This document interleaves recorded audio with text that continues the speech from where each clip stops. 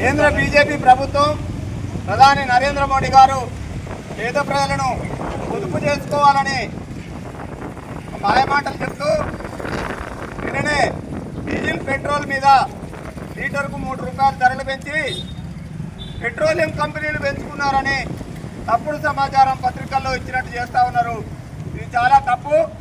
ఏ దేశంలో కూడా పెట్రోలియం కంపెనీలు కేంద్ర ప్రభుత్వంతో సంప్రదించకుండా వాళ్ళు పర్మిషన్ ఇవ్వకుండా రేట్లు పెంచుకున్నటువంటి దాఖలాలు ఎక్కడా లేవు. ప్రజల్ని మభ్యపెట్టేందుకే బీజేపీ ప్రభుత్వం ఇలాంటి ప్రకటనలు చేస్తూ ఉంది.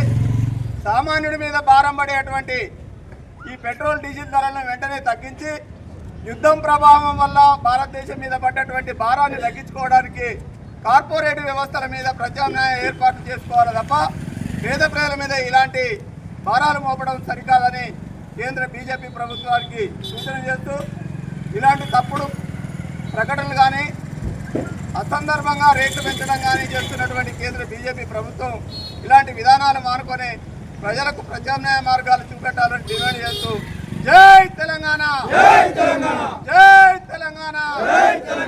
రాష్ట్ర ముఖ్యమంత్రి గారు కూడా అధికారంలోకి రాకముందు చెప్పాడు, రాష్ట్ర ప్రభుత్వం 31 రూపాయలు అలాగే కేంద్ర ప్రభుత్వం 31 రూపాయలు దీని మీద ట్యాక్స్ ఉపయోగిస్తూ ఉందని ఆ రోజు చెప్పినటువంటి రాష్ట్ర ముఖ్యమంత్రి గారికి ఇప్పుడు పెంచినటువంటి రేట్లు కనబడతలేవా?